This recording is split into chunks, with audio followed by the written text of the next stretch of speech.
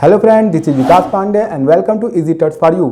आज के इस वीडियो में हम पाइथन का सबसे सिंपल प्रोग्राम बना के देखेंगे कि किस तरह से आप प्रोग्राम लिखते हैं, कैसे सेव करते हैं, कैसे रन कराते हैं और कैसे उसका पाइथन सेल हम एक्सेस करते हैं।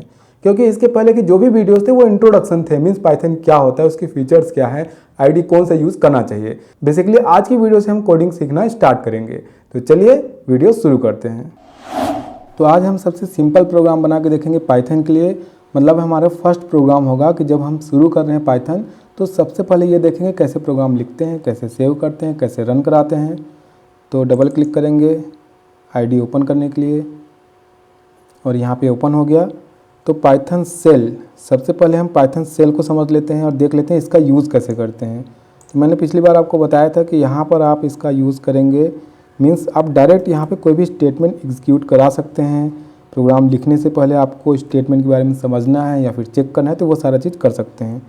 तो अगर मैं यहाँ पे डायरेक्ट लिखता हूँ मैसेज तो ये स्क्रीन पर प्रिंट हो जाता है। तो बहुत ही सिंपल है ये, डायरेक्ट यहाँ पे आप लिखते हैं और डायरेक्ट आपको आउटपुट मिलता है। यहाँ पर हम पाइथन इंटरप्रेटर से डायरेक्ट इंटरेक्ट कर रहे हैं। लेकिन यहाँ पर आपको ये जानना जरूरी है कि पाइथन सेल पर आपको प्रिंट जैसा कमांड यूज़ करने की ज़रूरत नहीं है। मैसेज प्रिंट करने के लिए आप डायरेक्ट यहाँ पे मैसेज लिख सकते हैं, मैसेज। तो जो प्रिंट है वो फाइल जब आप बनाते हैं, प्रोग्राम बनाते हैं, सेव करते हैं, रन कराते हैं तो वहाँ पर आपके लिए ज़रूरी है। लेकिन इंटरप्रेटर पर ये ज़रूरी नहीं है। आप डायरेक्ट यहाँ पर पाइथन सेल पे लिखेंगे मैसेज या जो भी स्ट्रिंग, वो आउटपुट में आपको मिल जाएगा।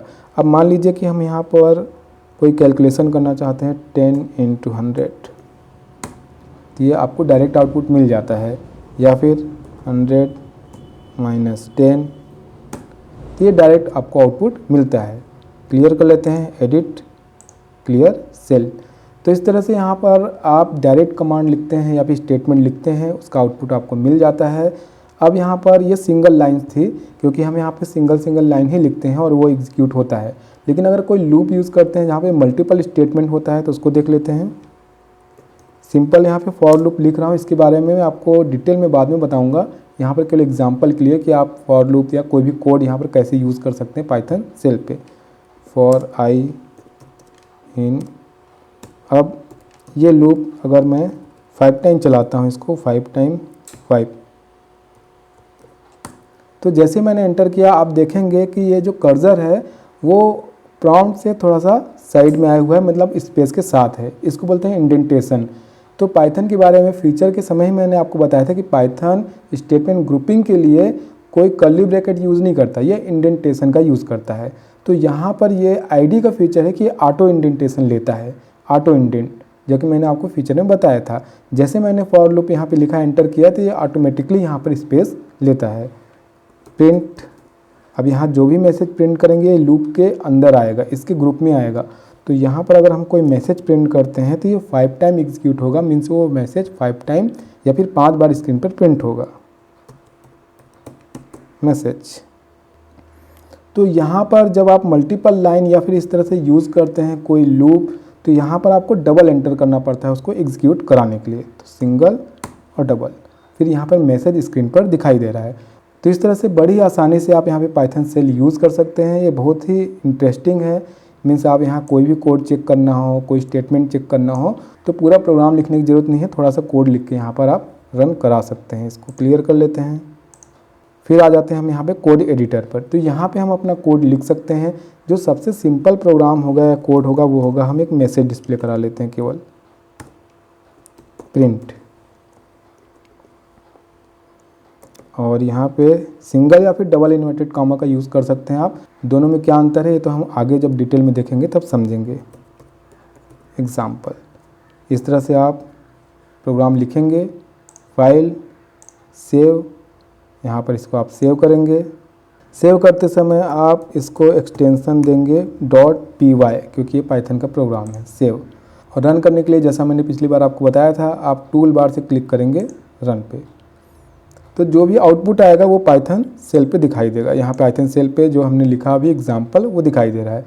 तो यहाँ पे हमने प्रोग्राम लिखा, एक छोटी सी लाइन लिखी, सेव किया, रन कराया। और अगर मान लीजिए यहाँ पे कोई एरर होता है, यहाँ पर ये डिलीट कर देते हैं जो हमने क्लोज़ किया है। तो जब रन कराएंगे तो यहाँ पर असिस्टेंट विंडो खुल जाएगा, जहाँ पर जो भी पॉसिबल सोल्यूशन होगा वो आपको बताया जाएगा।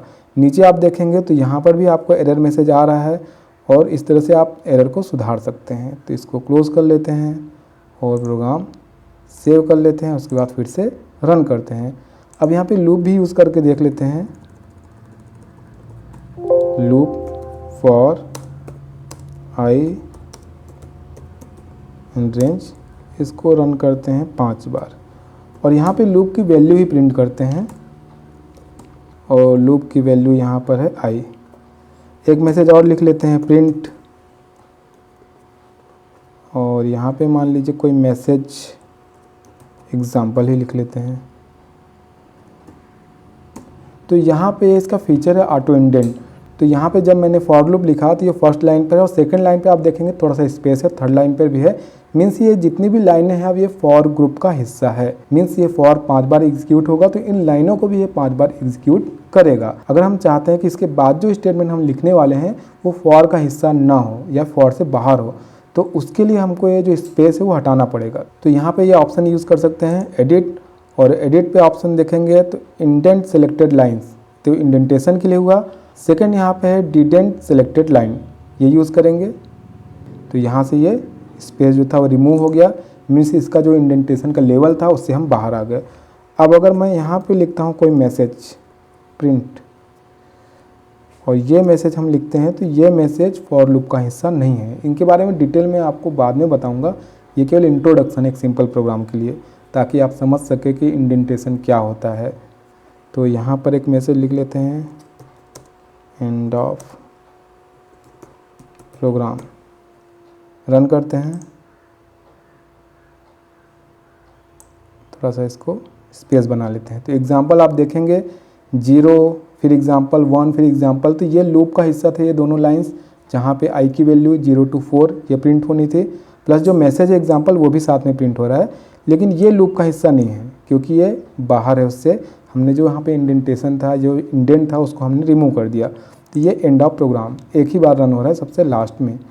एक काम करते हैं, इसको क्लियरली समझने के लिए ये वाली जो लाइन है वो रिमूव कर देते हैं, रन करते हैं। तो यहाँ पे देखिए लूप के अंदर जो आई की वैल्यू है 0 to 4 वो डिस्प्ले हुई है और सबसे लास्ट में जो प्रोग्राम का हिस्सा है एंड ऑफ प्रोग्राम, ये लाइन रन हुई है, लूप का हिस्सा नहीं है। तो सिंपली यहाँ पर हमने देखा कि कैसे हम प्रोग्राम लिखते हैं, कैसे सेव करते हैं, कैसे रन कराते हैं, कैसे एरर आने पे उसको सुधारते हैं। तो ये सबसे सिंपल प्रोग्राम या फिर सबसे फर्स्ट वीडियो है अगर आप एक बिगिनर है पाइथन के लिए। आगे हम और भी इम्पॉर्टेंट वीडियोस देखेंगे। आज की इस वीडियो में हमने देखा कि किस तरह से हम पाइथन का प्रोग्राम लिख सकते हैं, कैसे सेव कर सकते हैं, कैसे रन करा सकते हैं। आगे की वीडियो में हम पाइथन के और भी इम्पॉर्टेंट टॉपिक देखेंगे। आज के लिए इतना ही, मिलते हैं नेक्स्ट वीडियो में, तब तक के लिए बाय।